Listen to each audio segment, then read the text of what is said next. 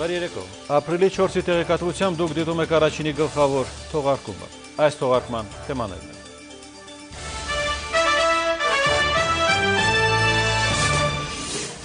Պաշտոնական հանդիպումներ Երևանում։ Հայաստանում են Ֆինլանդիայի եւ Կիպրոսի արտգործնախարարները։ Երեկոյան Երևան կժամանի Լիտվայի արտաքին գերատեսչության ղեկավարը։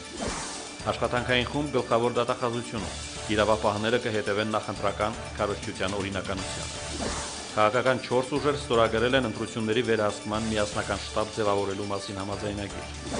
Կարեն Անդրասյանը ներկայացրել է Հայաստանում մարդու իրավունքների պաշտպանության վիճակի 2011 թվականի զեկույցը։ Ապրիլի 8-ին հայ առաքելական եկեղեցին տոնում է Հիսուս Քրիստոսի հարության տոնը։ Զատկին նախորդ օրը ավետման տոնն է։ Նախ պաշտոնականի մասին։ Նախագահ Սարգսյանն այսօր ընդունել է Ֆինլանդիայի արտաքին գործերի նախարարին։ Հայաստանի նախագահը կարևորել է սկանդինավյան երկրների եւ մասնավորապես Ֆինլանդիայի հետ համագործակցության զարգացումն ու հարաբերությունների ամրապնդումը։ Արաբիական ղեկավարը նշել է, որ մեր երկիրը բարձր է գնահատում հարավային Կովկասում կայունության եւ խաղաղության հաստատման գործում Ֆինլանդիայի հետաքրքրվածությունն ու ջանքերը, տարածաշրջանի երկրների եւ հիմնախնդիրների նկատմամբ հավասարակշիռ քաղաքականությունը։ Հանդիպման ընթացքում երկու ստեկ կարևորվել են Եվրամիության արևելյան գործընկերության ծրագրի շրջանակում համագործակցությունը։ Մինչ Հայաստանի նախագահի հետ հանդիպելը Ֆինլանդիայի արտգործնախարարը եղել է մեր երկրի արտգործնախարարությունում։ Հայաստանի եւ Ֆինլանդիայի արտաքին քաղաքական գերատեսչությունների ղեկավարներն անդրադարձել են Հայաստանի եւ Եվրոպական միության համագործակցությանը այդ ձևաչափում իրականացվող ծրագրերին։ Բանակցությունների օրակարգում կարևորվել են Հայաստանում իրականացվող բարեփոխումները, խորհրդարանական ընտրությունների նախապատրաստական աշխատանքները։ Հատուկ անդրադարձ է եղել Բաքվում հրավիրված Եվրանեստի վեհաժողովի նիստին։ Երկկողմ հանդիպումից անմիջապես հետո երկու երկրների նախարարներն արդեն համատեղ ասուլիսին անդրադարձան մի քանի խնդիրների, որոնց թվում անդրադարձ եղավ Լեռնային Ղարաբաղի խնդրի խաղաղ կարգավորմանն ու ադրբեջանական կողմի այլատյաց հայտարարություններին։ Ապրիլի 3-ին Բաքվում կայացած Եվրանեստի վեհաժողովի նիստում Ադրբեջանի նախագահ Իլհամ Ալիևն իրեն թույլ էր տվել հայերին ֆաշիստներ անվանել։ Ֆինլանդիայի արտգործնախարար Էրկի Տումիոյան ի պատասխան դիտարկման, որ Բաքուն անտեսում է Եվրախորհրդի ռասիզմի եւ այլատյացության անթույլատրելիության մասին որոշումը, նշեց, որ Եվրոպայի խորհրդի բոլոր որոշումները պարտադիր են բոլոր անդամ երկրների համար։ Հետո արդեն Ֆինլանդիայի արտգործնախարարն անդրադարձավ հայ-ֆիննական հարաբերություններին։ Հայաստանի իմ պաշտոնակցի հետ քննարկել ենք միջազգային մի քանի խնդիրներ, օրինակ Սիրիայի հարցը։ Շատ ուրախ եմ առաջընթացով, որ արձանագրվել է ասոցիացման համաձայնագրի, ազատ առևտրի համաձայնագրի եւ վիզային ռեժիմի դյուրացման հարցերի շուրջ բանակցություններում, որոնց արդյունքները շուտով տեսանելի կլինեն։ Ֆինլանդիան միշտ ողջունել է հարաբերությունների զարգացումը արևելյան գործընկերության անդամ երկրների հետ։ Էդուարդ Նալբանդյանն էլ անդրադառնալով երկու երկրների հարաբերություններին նշեց, որ դրանք մեծ առաջընթաց են արձանագրել։ Պատասխանելով նախօրեին Հայաստանի հասցեին Իլհամ Ալիևի վիրավորական հայտարարություններին, Նալբանդյանը ցավով նշեց, որ Բաքուն միշտ փորձում է շանտաժի ենթարկել Ադրբեջան այցելող պատվիրակություններին Լեռնային Ղարաբաղի հիմնախնդրի կարգավորման վերաբերյալ միակողմ ձևակերպումներ կորզելու համար։ Պարզ է, որ այդ մոտեցումը որևէ ձևով օգտակար չի կարող լինել Ղարաբաղի հիմնախնդրի կարգավորման գործընթացի համար եւ ադրբեջանական այս փորձերին ջաղացին ջուր լցնելը որևէ օգուտ չի տալիս գործընթացին, բայց մեկ բան ակնհայտ է, որ ինքնորոշման իրավունքը, ինքնորոշման սկզբունքը, որը ոչ միայն միջազգային իրավունքի սկզբունք է, այլ նաև ըստ ՄԱԿ-ի կանոնադրության այդ կազմակերպության, այսինքն միջազգային հանրության կարևորագույն նպատակներից է, սա է հիմքում Լեռնային Ղարաբաղի հիմնախնդրի կարգավորման, որ առաջարկում է եռանախագահները այլ սկզբունքների հետ միասին։ Հույսով ենք միջազգային հանրության ջանքերով եւ աջակցությամբ եռանախագահների նաեւ բանակցությունները կշարունակվեն եւ կգան այն հանգրվանին, որ մենք լուծում կգտնենք հենց այն սկզբունքների հիման վրա, որոնք առաջարկված են եռանախագահների կողմից՝ ուժի չկիրառում եւ ուժի սպառնալիքի չկիրառում, ինքնորոշման իրավունք եւ տարածքային ամբողջականություն։ Հայաստանի արտգործնախարարը հիշեցրեց, որ բոլոր ընդունված հայտարարությունների մեջ հստակ նշվում է ինքնորոշման իրավունքի մասին եւ եռանախագահները բազմիցս հայտարարել են նաեւ ամենաբարձր մակարդակով, որ Լեռնային Ղարաբաղի ժողովուրդը պետք է որոշի իր ճակատագիրը, իր ապագա կարգավիճակը։ Նրա խոսքով Ադրբեջանի կողմի նման փորձերը ոչ թե նպատակ ունեն նպաստել Ղարաբաղյան հիմնախնդրի կարգավորմանը, այլ թոզ փչել իրենց հանրության աչքերին։ Հայկ Հովհաննիսյան, Կարեն Գրիգորյան, Առաջին լրատվական։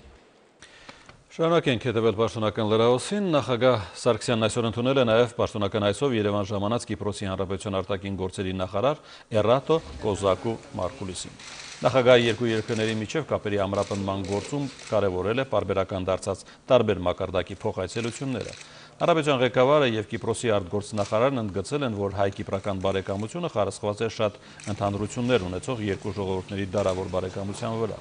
Անդրադառնալով հայոց ցեղասպանության հարցին, Կիպրոսի արտգործնախարարն ասել է, որ պետք է արվի հնարավորը, որպեսզի հայ ժողովրդի դեմ իրականացված այդ հանցագործությունը ստանա միջազգային ճանաչում։ Հանրապետության ղեկավարը շնորհակալություն է հայտնել Կիպրոսի բարեկամ ժողովրդին եւ իշխանություններին Կիպրոսի համայնքի նկատմամբ ցուցաբերվող հոգատար վերաբերմունքի համար։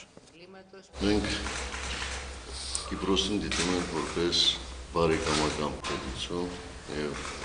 կիպրացիներին որպես մեր եղբայրներ։ Եվ դա պատմականորեն ձևավորված մոտեցում է։ Եվ այդ պատմականորեն ձևավորված մոտեցման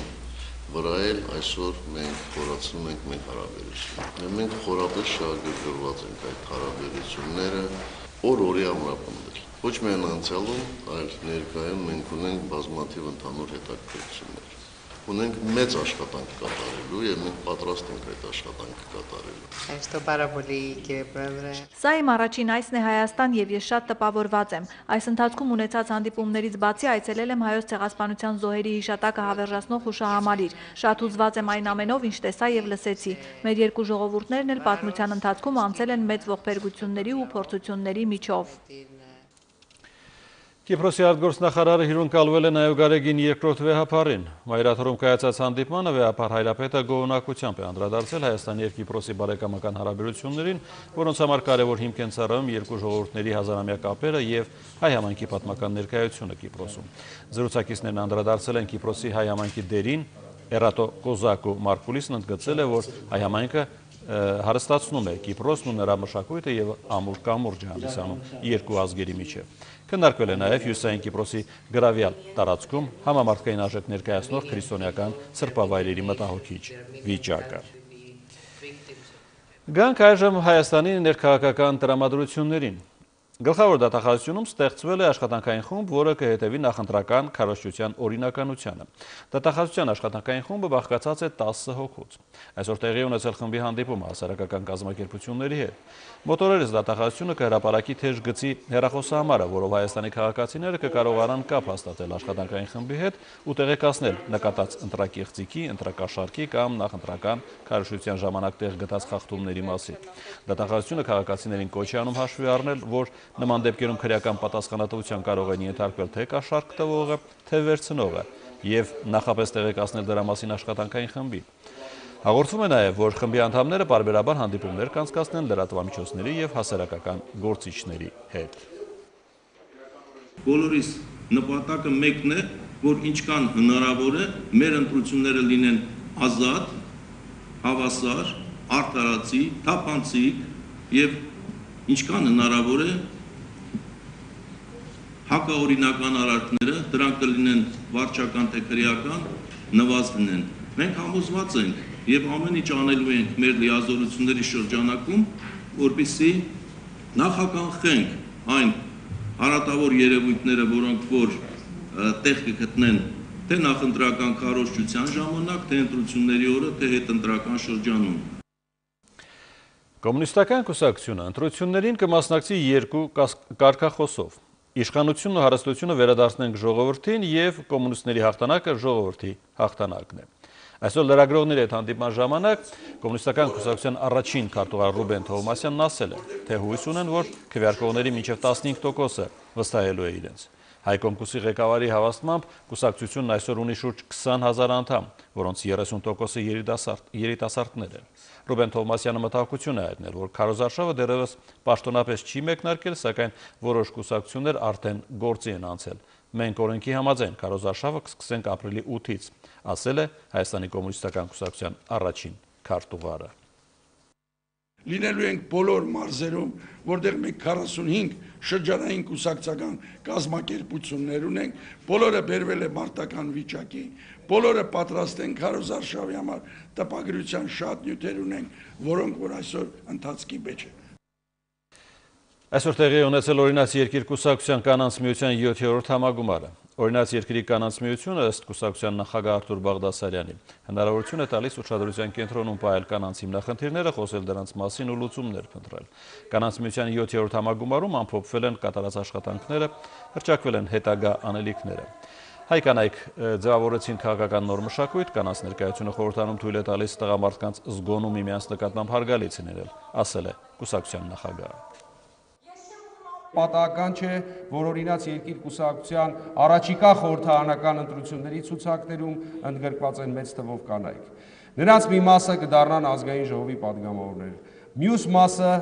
անպայման իրենց առաքելությունը կիրականացնեն գործադիր իշխանության մարմիններում։ Օրինաց երկիր կուսակցությունը անելու է հնարավորը, որպեսզի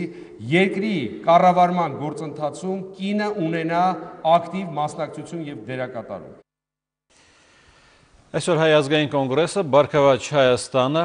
Հայ եղապողական դաշնակցությունը և Ժառանգություն կուսակցությունների ներկայացուցիչները քաղաքագետների միության շենքում ստորագրել են ընտրությունների վերահսկման միասնական շտաբ ձևավորելու մասին համաձայնագիր։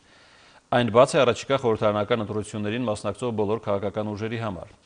ՀԱԿ-ը շատ լուրջ է տրամադրված այս ընտրություններին։ Ընտրակաշարքը, խախտումները եւ մնացածը դարձել են մեր երկրի առջև ծառացած չարիք, բայց մենք պատրաստ ենք համագործակցել այդ չարիքը հաղթարելու համար, հայտարարել է կոնգրեսի համակարգող Լևոն Զուրաբյանը։ Իսկ քննարկմանը մասնակցող հանրապետական կուսակցության փոխնախագահ Գալուս Սահակյանը հրաժարվել է ստորագրել փաստաթուղթը, նշել, որ ձեռնպահ է մնում, քանի դեռ հարցը չի քննարկվել կոալիցիայում։ Փաստաթուղթն ուղարկվելու է ոստիկանապետին, արդարադատության նախարարին, կենտրոնական ընտրական հանձնաժողովի նախագահին, Հայաստանում օտարերկրյա դեսպաններին։ Սոցիոլոգիական նոր տվյալներ Ահարոն Ադիբեկյանի կողմից։ Այսպես, 1650 քաղաքացիների 54%-ը ըստ սոցիոլոգի հավատում է, որ առաջիկա խորհրդարանական ընտրությունները կլինեն ավելի արդար, կլինեն թեթև խախտումներ, որոնք սակայն վերջնական արդյունքի վրա չեն ազդի։ Հարցվածների կեսից ավելին ընտրությունների անցկացման որակը բավարար է գնահատում։ Հակառակ դեպքում նրանց մասնակցությունն անիմաստ կդառնար։ 40%-ի կարծիքով ընտրությունները կանցնեն լուրջ խախտումներով։ Այս ժամանակահատվածում հավանական է հարցված ընտրողների մոտ 55%-ի մասնակցություն, որից 47%-ը գիտի, իսկ մոտ 40%-ը չգիտի, ում ձայն կտա։ Ըստ Ադիբեկյանի, տատանվողներին քվեախցիկի մոտ կբերեն թե լավ եղանակն ու անձնական հարցի լուծումը եւ թե հատուկ վերաբերմունքը։ Ունենք 3 խումբ, ընդ որում նրանք, ովքեր կասկածում են արդար ընտրություններին, չեն մասնակցելու, չեն գալու ընտրությանը։ Գալիս են նրանք, ովքեր գիտեն, որ կլինեն թեթև խախտումներ կամ կլինեն արդար ընտրություններ։ Եվ մի մասը կա, որը տարբեր բաներ է ակնկալում ընտրություններին։ Կարեն Անդրասյանն այսօր հրապարակել է Հայաստանում մարդու իրավունքների պաշտպանության վիճակի 2011 թվականի զեկույցը, որտեղ ներկայացված են պետական 25 մարմիններում արձանագրված բաց թողումները, որոնց հետևանքով էլ խախտվել են քաղաքացիների իրավունքները։ Զեկույցում տեղ են գտել նաև մարդու իրավունքների պաշտպանությունում տեղ գտած դրական միտումները։ 2011 թվականի տարեկան զեկույցը կազմվել է մարդու իրավունքների պաշտպանին հասցեագրված բողոքների, օրենսդրական վերլուծությունների, մամուլի հրապարակումների, միջազգային ու տեղական կազմակերպությունների եւ ոլորտի մասնագետների հետ քննարկումների արդյունքում։ Ես կարող եմ ապացուցել թվերով, որ մենք ուժեղ ենք։ 34%-ով աճել է մեր դրական գործերը, այսինքն 34%-ով ավելի շատ մարդ է ստացել իրական պաշտպանություն այս գրասենյակում, իսկ տարբեր խնդիրների հետ կապված։ Նաև 29%-ով ավելացել է դիմումների քանակը։ Այսինքն մարդկանց մոտ վստահությունը իրենց անձնական խնդիրները մեզ մոտ լուծելու դարձյալ աճել են։ Հայաստանյան խնդիրներին դեռ կվերադառնանք, միջայդ միջազգային լրահոս։ Հերթական միջադեպը թուրքական իշխանությունների հովանավորությամբ իրականացվող միջոցառման ժամանակ։ Դեպքը տեղի ունեցել Վան նահանգի Արճեշ քաղաքում։ Արճեշի քաղաքապետարանը 2011-ի հոկտեմբերի 23-ի ավերիչ երկրաշարժի հետևանքները վերացնելու փոխարեն ժամանակ ու միջոցներ է վատնել հակահայկական ներկայացում բեմադրելու վրա։ Քաղաքապետարանը Արչեշը հայերից իբր ազատագրելու 94-ամյակին նվիրված միջոցառումների շրջանակում քաղաքի կենտրոնում ներկայացում է բեմադրել, որ իբր թուրք հերոս զինվորները հողերը ազատագրում են հայերից։ Ներկայացման ժամանակ կրակոցից ծանր վիրավորվել է հայ զինվորին մարմնավորած Մուրադ Ալ-Սալազը։ Դատախազությունը հետաքննություն է սկսել պարզելու, թե ինչպես են մարտական փամփուշտները հայտնվել ներկայացման համար նախատեսված զենքերի մեջ։ Իդեպ նկատենք, որ Թուրքիայում այդ ներկայացում կոչվածները աննախադեպ ցինիզմով բեմադրվում են արդեն մի քանի տասնամյակ, Արևմտյան Հայաստանի քաղաքներից հայերին տեղանելու տարելիցի օրերին։ Թուրքիայում այսօր սկսվել է 1980 թվականի հեղափոխության ճարտարապետ գեներալ Քենան Էվրենի դատավարությունը։ Թուրքիայի նախկին նախագահը մեղադրվում է երկիրը քաոսի մեջ գցելու եւ բազմաթիվ մարդկանց մահվան պատճառ դառնալու համար։ 80 թվականի սեպտեմբերի 12-ին ռազմական խունտան ժամանակակից Թուրքիայի պատմության մեջ երրորդ անգամ ռազմական հեղաշրջում է իրականացրել, զավթել է իշխանությունը եւ երկիրը ղեկավարել մոտ 3 տասնամյակ։ Այդ ընթացքում պաշտոնապես մահապատժի են ենթարկվել 50 մարդ, հազարավոր քաղաքացիները բանտ են նետվել, հարյուրավորները մահացել են բանտերում։ 94-ամյա պաշտոնաթող գեներալ Քենան Էվրենն առողջական վիճակի պատճառով չի մասնակցել դատավարության առաջին նիստին։ Էվրենից բացի նույն մեղադրանքն է ներկայացվել Թուրքիայի ռազմաօդային ուժերի նախկին հրամանատար 87-ամյա Թահսին Շային-Քայային։ Սիրիայում սկսվել է ՄԱԿ-ի եւ Արաբական երկրների լիգայի պատվիրակ Քոֆի Անանի առաջարկած խաղաղության նախագծի իրականացումը։ Associated Press գործակալությունը տեղեկացրել է, որ պաշտոնական Դամասկոսի ներկայացուցիչը հայտնել է Սիրիայի քաղաքներից զորքը դուրս բերելու մասին։ Մինչ այդ Քոֆի Անանը ՄԱԿ-ի անվտանգության խորհրդին հայտնել է, թե Դամասկոսը խոստացել է մինչև ապրիլի 10-ը սկսել քաղաքներից զորքը դուրս բերելու գործընթացը։ ՄԱԿ-ի նախկին գլխավոր քարտուղարը նաև հորդորել է զորքի դուրսբերման վերջնաժամկետից հետո կողմերին 48 ժամ տրամադրել բռնությունն ամբողջությամբ դադարեցնելու համար։ Անանը անվտանգության խորհրդին խորհուրդ է տվել ստեղծել եւ Սիրիա ուղարկել մի խումբ, որը տեղում կհետևի խաղաղության նախագծի իրագործմանը։ Համաձայնելով Քոֆի Անանի հայտարարությանը, Ռուսաստանի արտգործնախարարը նշել է, որ զորքի եւ զինվորների դուրսբերումը պետք է լինի երկու կողմից, այլապես նախագիծը կարելի է համարել տապալված։ Միաժամանակ Սինխուա գործակալությունը հայտնել է, որ այսօր Դամասկոսում պայթել է 2 ռումբ, նախնական տվյալով 3 մարդ է զոհվել։ Առաջին ռումբը պայթել է մայրաքաղաքի Բարզե շրջանում, երկրորդը Բեյթ Սահե մարզվարցանում։ Պայթյունների պատճառի եւ կազմակերպիչների մասին տվյալները ճշտվում են։ Սերբիայի նախագահ Բորիս Տադիչը որոշել է ժամանակից շուտ հրաժարվել պաշտոնից։ Այդպիսով նա ուղի է արտել, որպեսզի երկրում արտահերթ նախագահական ընտրություն անցկացվի մայիսի 6-ին։ Նույն օրը երկրում նախատեսված է անցկացնել նաև երկրի խորհրդարանի եւ տեղական ինքնակառավարման մարմինների ընտրություններ։ Տադիչի պաշտոնավարման ժամկետը լրանալու է այս տարվա վերջին։ Ինքը Տադիչը հայտարարել է, թե այդպիսով ցանկանում է երկիրը զերծ պահել ավելորդ ծախսից եւ մեկ օրում անցկացնել միանգամից 3 ընտրություն։ Սակայն որոշ վերլուծաբաններ նշում են, որ Տադիչը ցանկանում է անձամբ մասնակցել խորհրդարանական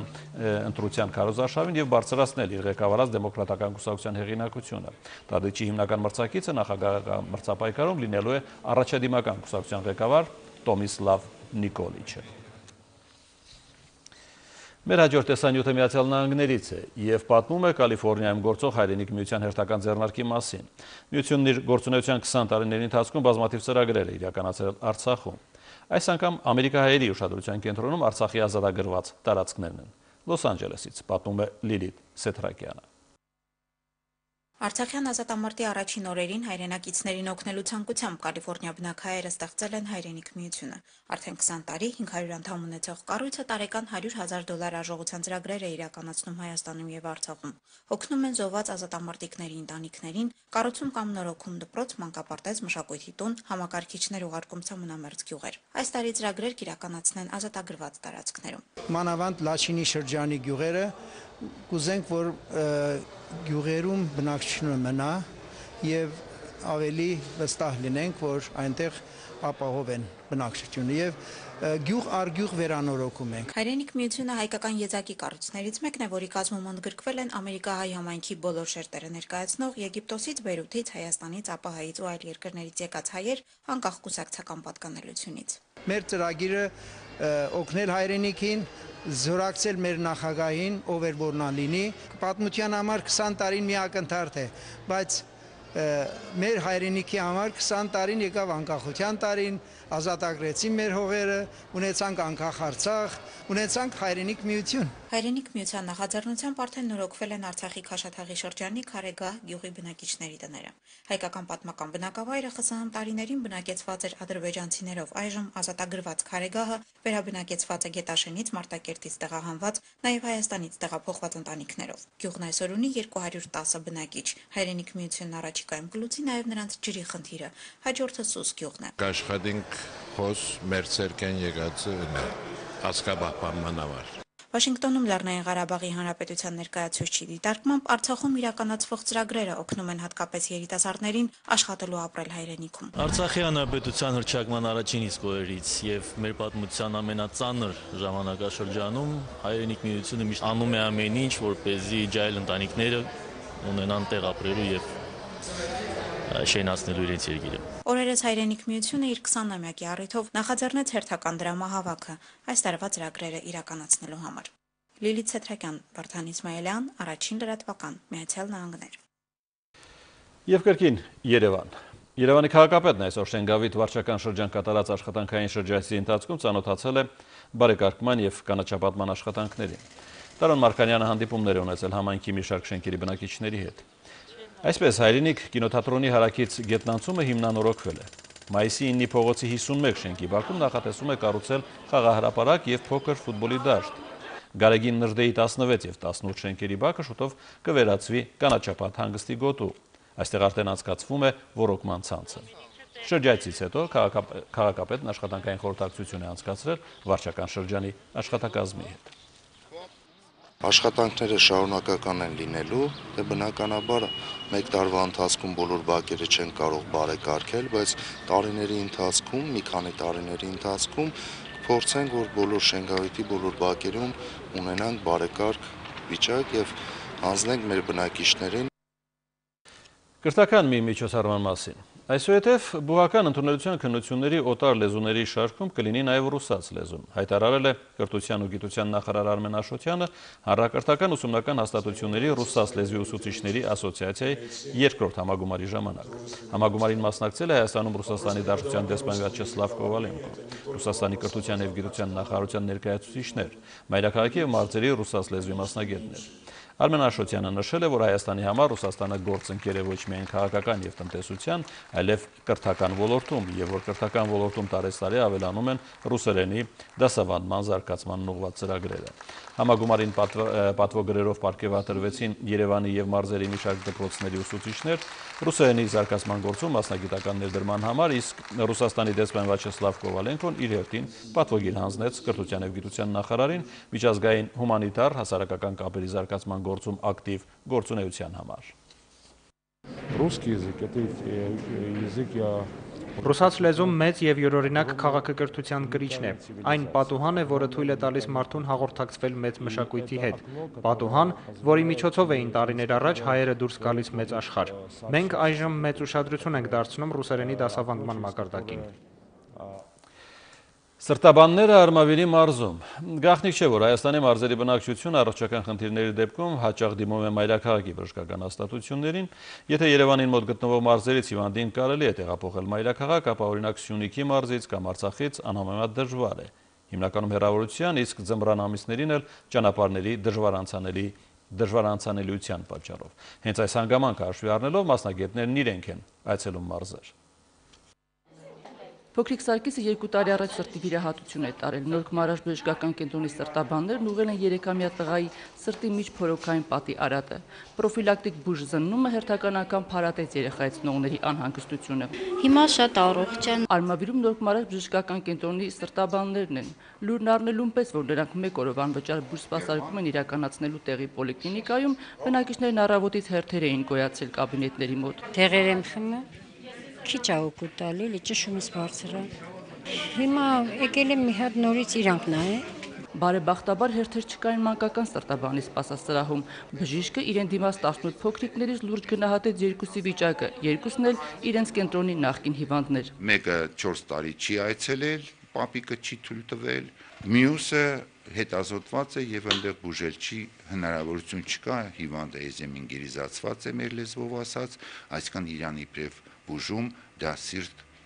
թոք տրանսպլանտացիան։ Հայաստանի մարզերում եւ Արցախում արտագնաբժշկական սպասարկումը Նորք Մարաշի սրտաբանների համար աշխատավոճ է դարձել։ Սպիտակ խալաթավորների համոզմամբ սա լավագույն տարբերակն է իրենց առաքելությունը ժողովրդի, հատկապես խոցելի շերտերին հասցնելու համար։ Բացի այդ, մարզային հիվանդանոցները երբեմն բարձրակարգ բուժսարքավորումների բացակայության պատճառով չեն կարողանում իրենց գործառույթ իրականացնել լիարժեք։ Հետևաբար առաջանում է մայրաքաղաքացնելու խնդիրը։ Երկու հատ էխոյիկ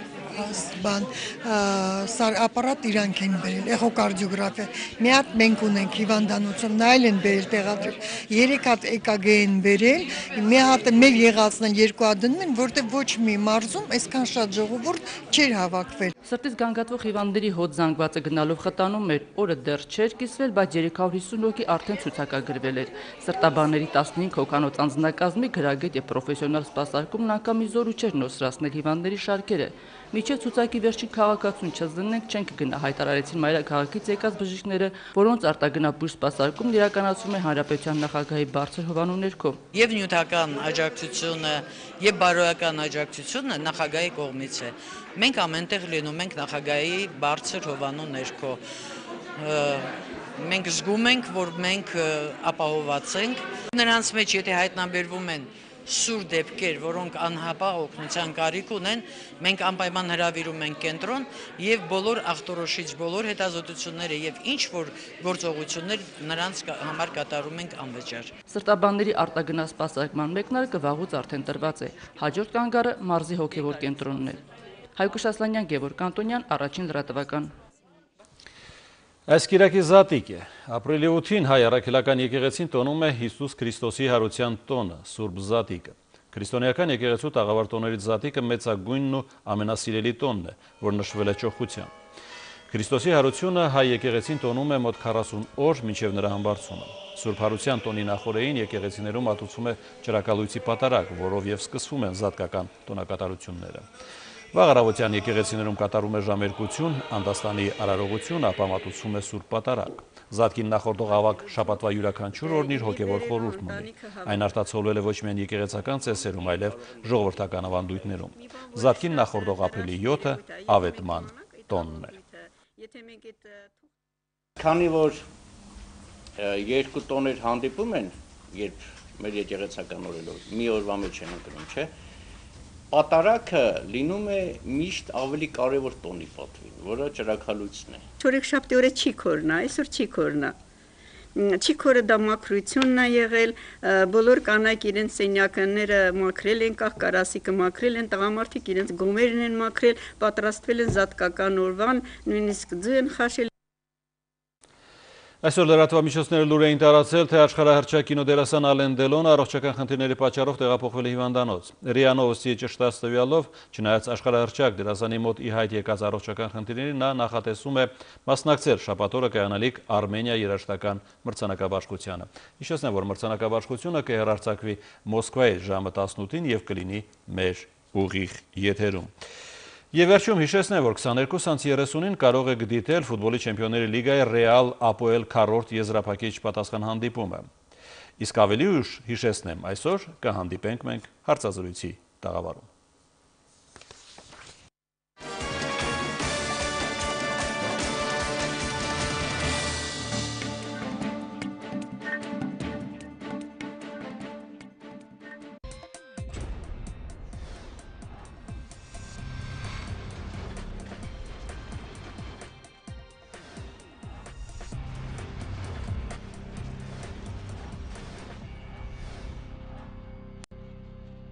Բարի երեկո։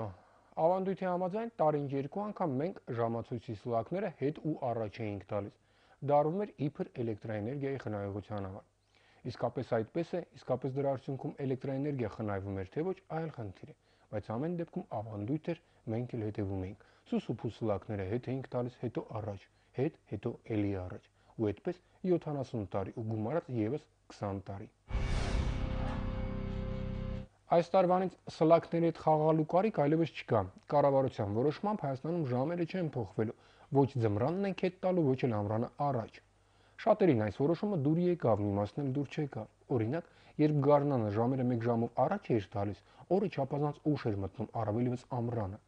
Ջահել տղա աղջիկների համար իսկական հրաշք էր։ Տանը հանգիստ կարողանում էին ասել, հենց մութն ընկնի տուն կգանք։ Հիմա փաստորեն մութը մի ժամ ավելի շուտ է ընկնելու, հետևաբար տանը վախենալու պապա կամ եղբայր ունեցող աղջիկները 1 ժամ շուտ պետք է տուն գնան։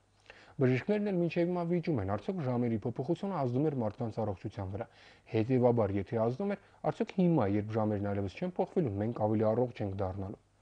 Դժվար է ասել, բայց որ ժամերի հետ կապված այս փոփոխությունը մենք չգիտես ինչու հաջողացրեցինք անել մեղմ ասած շատ փնթի կերպով, արդեն ակնհայտ է։ Ասեմ,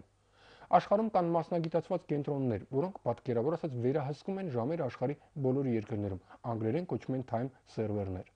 Օրինակ, Apple ընկերությունն ունի այդպիսի կենտրոններ, Microsoft-ը եւ այլն։ Եթե դուք համակարգիչ ունեք, նկատած կլինեք, որ երբ ժամերը մեր երկրում փոխվում էին, ասենք գարնանը մենք սլաքները 1 ժամով առաջ էինք տալիս, մեր համակարգիչն ավտոմատ փոխում էր ժամացույցը։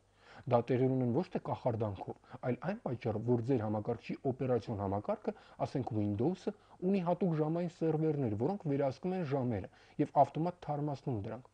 Այդ սերվերներում ծրագիր կա, խելոք մի ծրագիր, որը գիտի աշխարհի որ երկրում ինչ ժամային գոտի է, երբ է այն փոփոխվում եւ ինքն ավտոմատ փոխում է։ Եթե ասենք Եթովպիայում նույնպես ժամերն առաջ են տալիս։ Պարզ ասած, ժամերի առումով, մասնավորապես համակարգիչների եւ ինտերնետին միացված բջջային հեռախոսների եւ մի շարք այլ սարքերի պարագայում ամեն ինչ ավտոմատացված էր, բայց հայի բախտ։ Հենց մենք այստեղ Հայաստանում որոշեցինք այլևս ժամերը հետ ու առաջ չտալ, ամեն ինչ իրար խառնվեց ու շարունակում է խառնվել։ Ինքդ ուղղում ես համակարգիչիդ կամ բջջայինի ժամը, հաջորդ օրը տեսնում ես, որ էլի 1 ժամ առաջ է ընկել։ Նորից ես փոխում, մեկ էլ տեսնում ես օրն է խառնվել։ Մի խոսքով փչացել են մեր ժամերը։ Дай, пожалуйста, посмотреть. Они же не ходят. Как? Так.